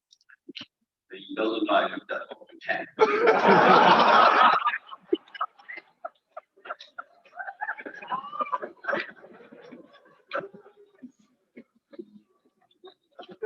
The question of who's the fool? Who's the wise one? COVID-19 came with a lot of shocks to our system. It added problems to existing problems, but it exposed fractures in our political, economic, social, religious, educational system. And while we have a lot to learn, it is important that we don't believe it's the other people that are our problem. That we are fine, we're the clever ones. We don't have anything to do. The change should be in the other. To forget that God will not change your condition until you are ready to change yourself. That prayers don't work if you don't work. That even with prayers, action is louder than words. As some scholars put it, God will not tie your camel for you if you don't care enough about your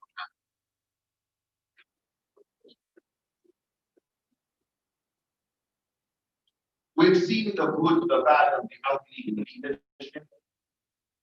But COVID-19, while it showed Muslim, Christian organizations, religious organizations across the world playing an important role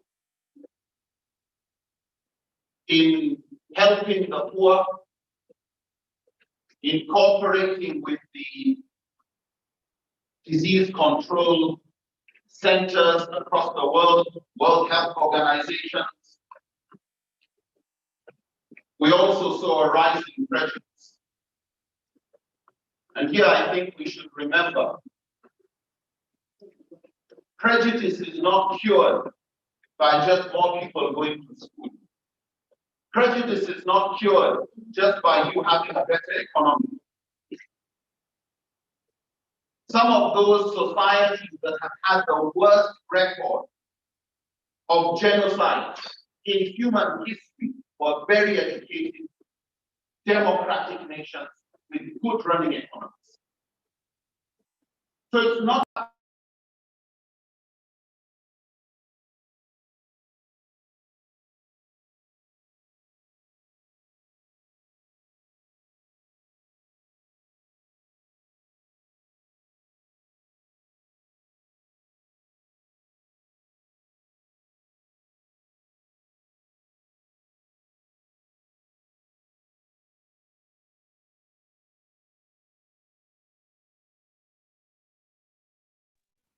humanity, or where it finds humanity united.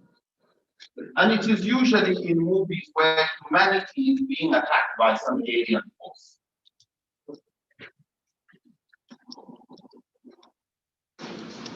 As His Eminence mentioned about the religiosity or irreligiosity of mosquitoes, and how it hits everybody. We would have thought that the problem that hits all of us would actually play some role in uniting us even further.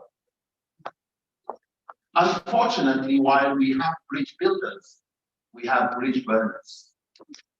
We have our own wolf in sheep's clothing. We have opportunists who use religion with theatricals, with symbolism, but for purposes that have nothing to do with the spirit of any religion.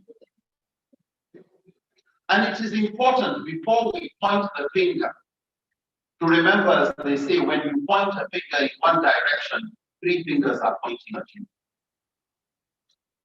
Somebody was saying to a friend of his, your people are the problem of this country. And their response I found very enlightening. And he said, pick me a part of Nigeria where those people are not their own biggest problems, according to them. You want to know the problem of Nigerites and people from Niger State? Go and check the prisons and see who are the majority of people in the prisons. They seem to all be from Nigeria, with the exception of a few. Go to Muslim majority areas. Who are the majority in their prisons? It's them. Go to Christian majority areas.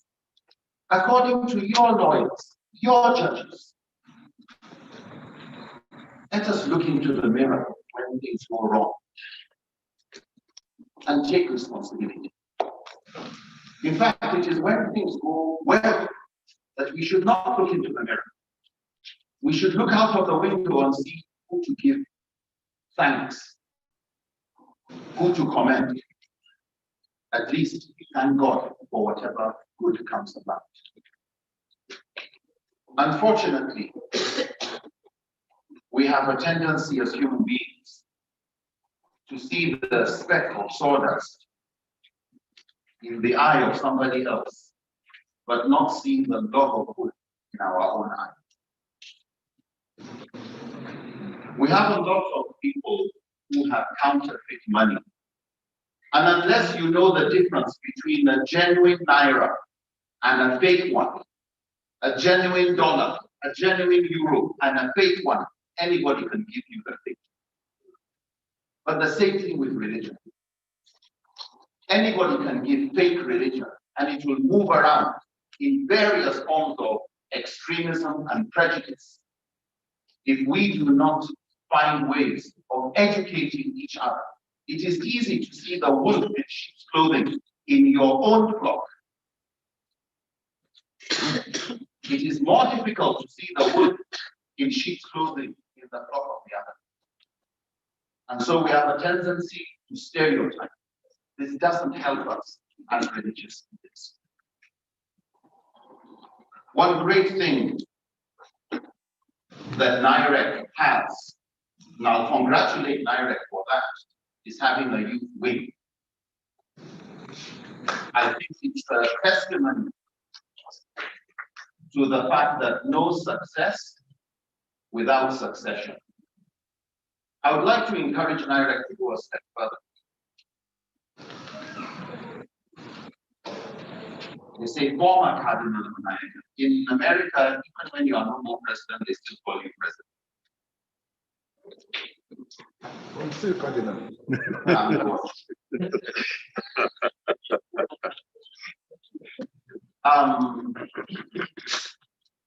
I think the Honorable Cardinal Onaiyekan, His Eminence Cardinal Onaiyekan, has established a foundation,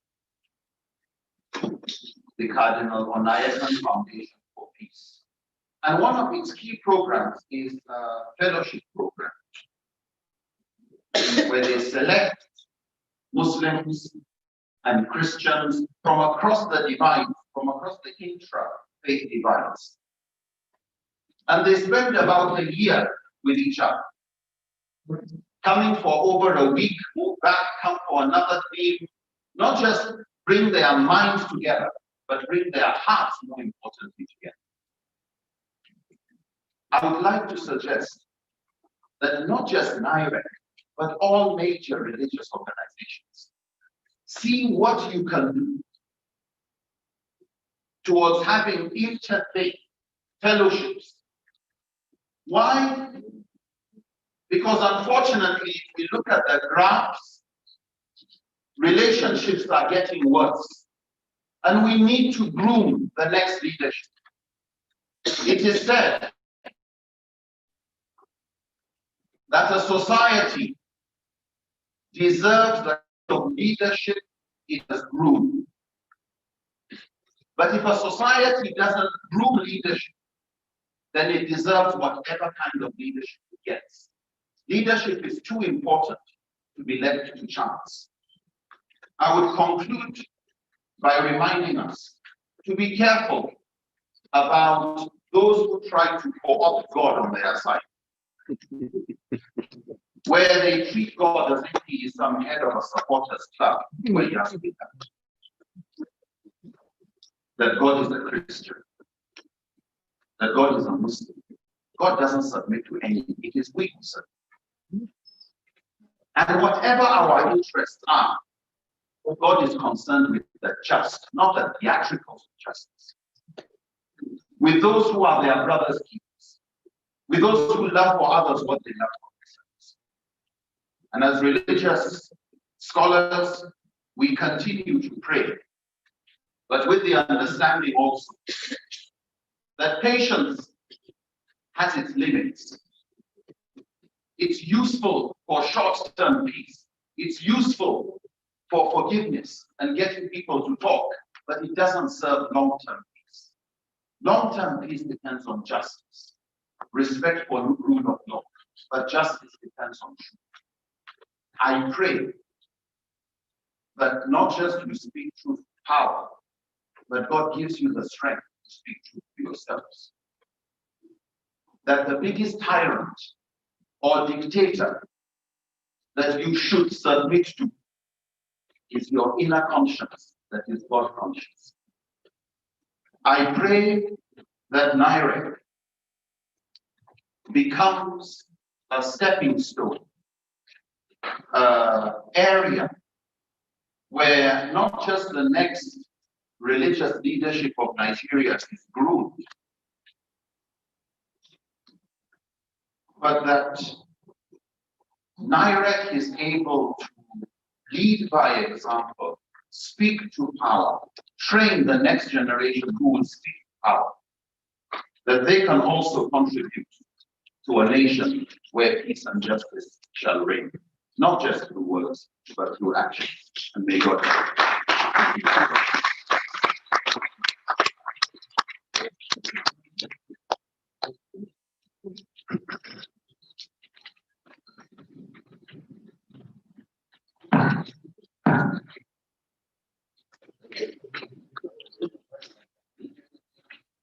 Very deep thought-provoking. Let's give another round of applause for that. Malam Dr.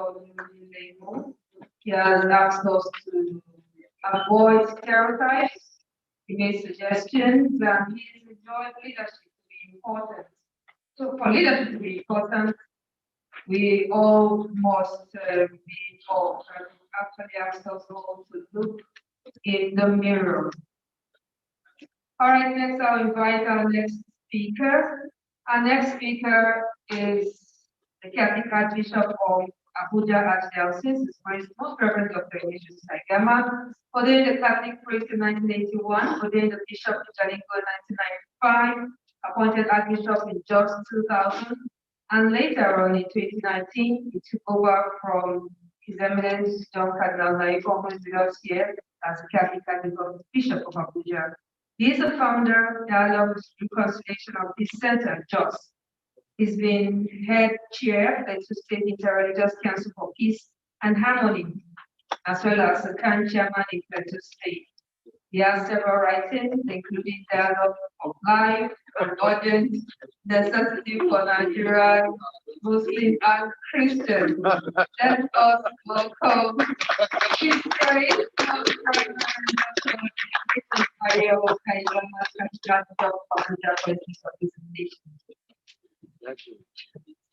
Thank you for that elaborate introduction. Co-chairman of the NIREC and men of the title, FCT ministers, representatives, ambassadors, ministers, religious leaders, distinguished traditional rulers. I would like to congratulate the Nigeria Interreligious Council for this important meeting. And I thank you for inviting me to make a little input. The theme, question for peace, challenges of security and COVID-19, shows that peace is a conditional sine qua non. That is that which is an indispensable condition for progress and happy coexistence. We must not stop longing for peace and unity, irrespective of religious, ethnic, and political differences. It is gratifying to know that the Christians and Muslim youth are present in this opening ceremony, after which they will proceed to the youth summit to address the concerns and roles of the youth in peaceful nation building. Youth are a gift. They are our hope of the nation. Blessed with dynamism, talent, creativity, they can transform the affairs of this nation if well nourished with moral values and given a correct social and political compass. Together, they can build a nation of honor, truth, and selflessness. For too long, they have been taught by elders the culture of self-interest and parochial religious doctrines, and even using them as political foot soldiers. The best gift that NIREC can give to our youth is to inspire them in the development of the culture of dialogue, namely seeking rational, not sentimental religious approach in resolving issues. NIREC has so much to offer the youth. The government has so much to offer the youth. The youth have spoken very loudly and clearly. And I say to government, oh, that today you will listen to the voice of the youth. Harden not your hearts.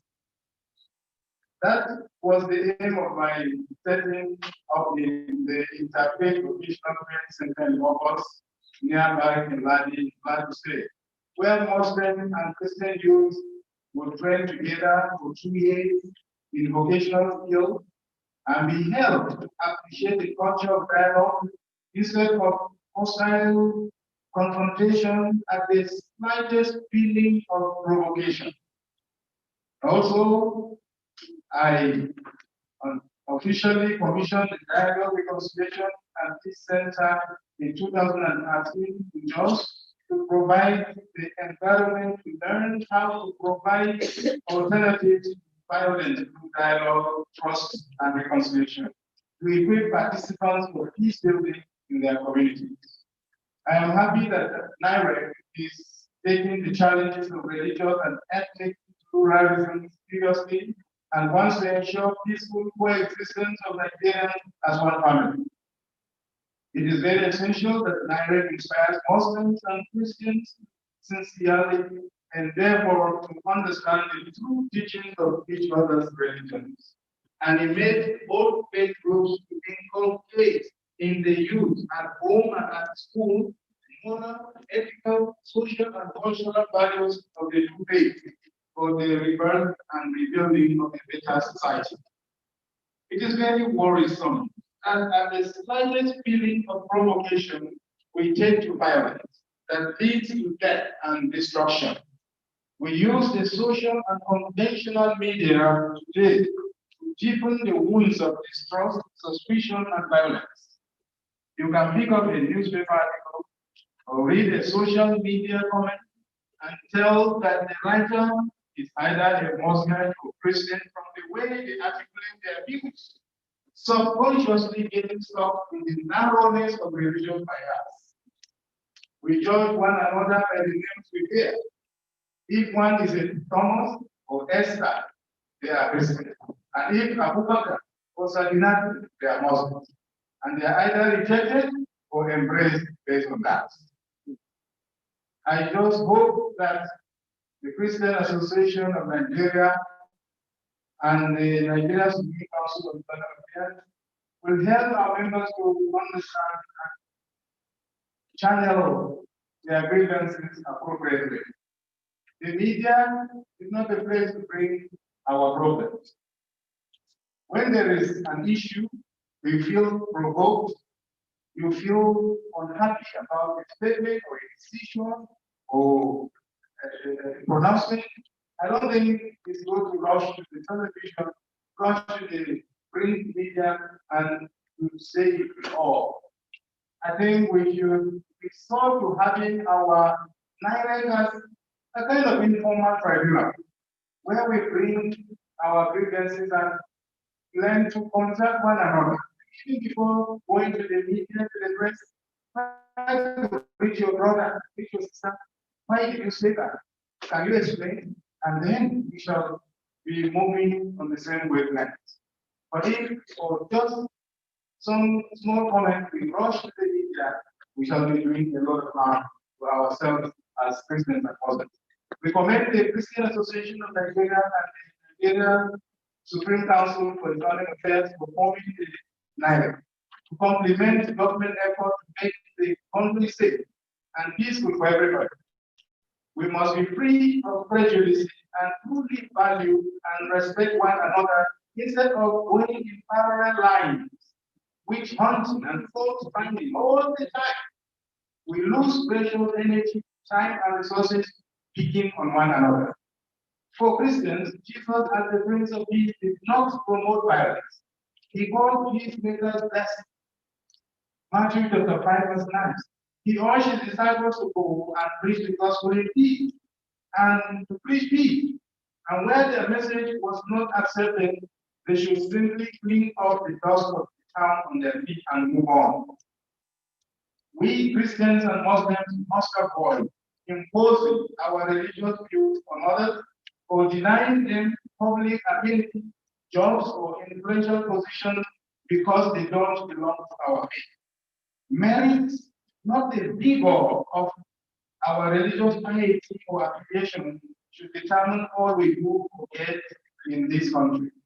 We should not unjustly or corruptly deprive others of their rights, not to talk of wounding or killing anyone for economic or partisan political interest or because of lying religious faith. It is preposterous that Nigerians clamoring for their rights and privileges from government would turn their anger on religious institutions by attacking churches and mosques, instigating Christians and Muslims to turn against one another or to destroy public amenities and infrastructure. We suffer grievously for that. Was it His Eminence that said, look, billions and trillions, billions and billions have been destroyed? We will pay for that and we will pay through the nose. We understand that the budget for national and state security is huge. Let us not deceive ourselves that the bigger the budget, the more peace will flow. Weapons don't bring peace. What we need is a change of attitude, a conversion of hearts, an objective appraisal of the religious or ethnic indoctrination we perhaps were subjected to in schools or at home. If we are only propelled by religious interest, and that exclude others, we shall always be made in chaos and darkness. COVID-19 calls us back to our common humanity. Human beings are communitarian in nature. Narcissistic tendencies must give way to the common good. We should share life, food, pains, and joy as brothers and sisters because our origin is God, in whom we move, we live, and have our being. At this point, I want to ask you for prayers. We're talking about the multi-dimensional problems of Nigeria. They are many, including insecurity. Right now, as I speak to you, I have a priest of mine who is in captivity. He has been kidnapped on Sunday. We don't know where he is and what is happening to him. As I speak to you, I have parishioners in the Yangoji axis, Wali, Kokoja Way, the Buje, and Heki, and all that. I've had the opportunity to share this with the federal capital territory, and they are doing something. They are doing something about it. So pray that a lot more will be done, a lot more compassion will take place, that people will kidnap and take away human beings, punish them in the bush for money, that should have a compassion and a change of heart. Please help us in praying for that. And pray that my priest will soon be released.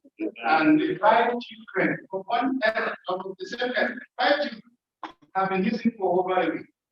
And then a woman who was to get wedded on Saturday also disappeared the night before the wedding. And the person who was to be their sponsor, a man who was kidnapped along with her, all in the Pegi Uji axis. Please pray for their release. We must not give up until every human heart is converted from hatred to the love and peace that God has destined for humanity. Thank you, and may God bless you.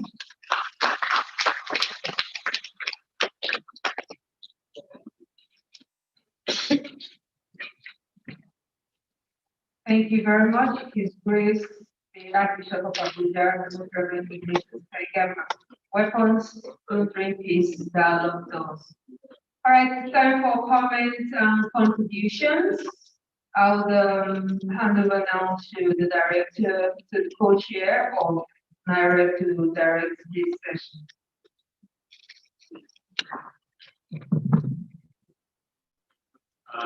Distinguished participants, comments, questions, answers to be taken now in the next 5 to 10 minutes, or even more if you want. I requested the co-chair to take it up. Like I used to say, it's lot of a time to make things short. But he said I should use also that how to solve that video. So, which whatever that is valid to the problem. But my first comment is to thank the 2 paper residents. One is my own.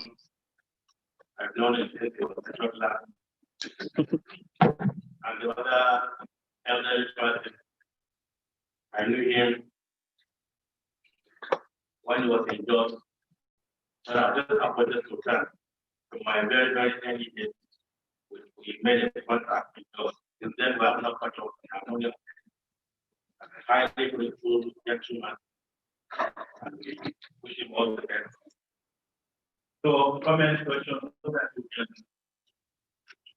win our authority to talk too long, to cut off. But you know, another joke that I know in the room. You know, for Christians, Reverend Bishop, they have this confession at the church. So people now go and confess their faith, and the father will now, they will tell the father, time the faith, so tell them what you have done, what so that the father will now, the Reverend Bishop, to pray for him. And this, you know, there are Christians in Borno State. This guy is from Borno State, a Christian. And he went to confess his sin. And he said, well, Father, I want to confess. The young man, so what is it? He said, I get a petition. He said, no, please confess your sin, not your good deeds. So when you want to confess your good deeds, yeah, not this. Use my confession time. So comment, let me start from the left, not from direct members, one from the public. Direct members, they have a lot to talk about when we go to public. Unless you want to add one or two things. Nobody? I didn't do that. Okay, there's another hand. I'll give you one of mine. Your evidence is good people from our nation, especially the young. The SPL spoke to us from the political side of his own life. But I also want to talk to you from the pastoral side as a young person. Immediately I left the secondary school, I went into training to become a pastor. And my father said to me, oh, that's too young. Go and finish your education, then you can come back part time. But I said to him, God said I should come now. One day I will become a private. At the age of 20, I am 52 now. And that shows I've put in 32 years in the work of God. But I said to you, if you are determined and you know your God, you will never regret your action. I don't know any other job I would have done that would make me satisfied with myself with what the Lord has done. So I challenge the young people. You have a vision, or you must be careful. When the NSA started in Lagos, we went to them, we spoke with them. Nobody is happy with what is happening in our nation. Bad governance, you cannot dispute that. But you must know when to retreat. If you go to war, you don't know when to retreat, you are likely to be consumed. I said to them, you said 7 days, after 7 days, clear the road. You don't need to disturb other people. And they never listened. And I said, by the time the problem will come, you yourself cannot stay. And that was exactly what happened. So we are the numbers of us called in Lagos, houses destroyed, in finance. And they now said, we're sorry. I said, but it's too late. It's our nation. And I believe in Nigeria. And Nigeria will be better. And Nigeria will be stronger. So young people, it's a challenge to you, and the Lord will eat your path, and it shall be well with you. Thank you.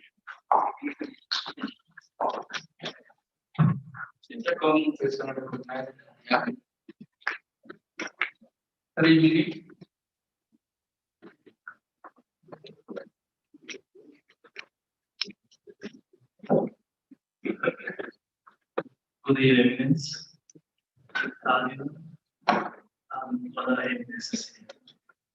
I'm magnifying you the national president of the Catholic Organization of Nigeria. Mine is the comments or the testimony. I was on a refugee government years back in Niger State. I grew up to see my father being a very close friend to Mr. Muhammad. Mr. Muhammad has a son, Mr. Jibril. We all grew up together to the extent that at every Christmas, Jibril will always have the clothes I have for my festivities, and surely for Salah the same thing. My father never bought sweets for Christmas as much as I can remember, because Mr. Muhammad always supplied. We grew up that way. Years back, my father died.